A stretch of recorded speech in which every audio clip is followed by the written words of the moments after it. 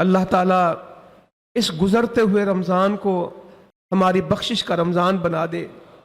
اللہ تعالیٰ ہمارے ٹوٹے پھوٹے اعمال کو قبول کر لے۔ ہم اس میں کچھ کر نہیں سکے، اللہ تعالیٰ اپنی رحمت سے بیڑا پار کر دے۔ بڑی سستیاں چند گھنٹے رہ گئے رمضان کے۔ ابھی ہم تقریریں کر رہے تھے، رمضان آنے والا ہے، رمضان آنے والا ہے، یہ کرنا، اور آج ہم اس رمضان کے آخری جمعے میں بیٹھے ہیں۔ کچھ گھڑیوں میں یہ رمضان ختم ہو جائے گا، معلوم نہیں کہ زندگی میں پھر یہ آنا ہے کہ نہیں آنا۔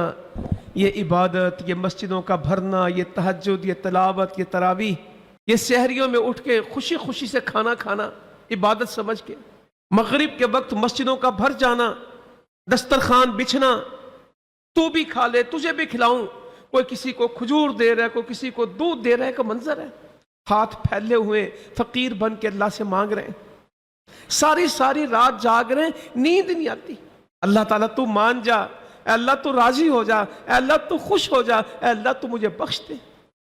ساری رات تسبیح پڑھ کے لگا دی ہے، اللہم انک عفو تحب العفو فاعف عنی، اے اللہ تو ہی بخشنے والا ہے، بخش دے، تجھے معافی پسند ہے۔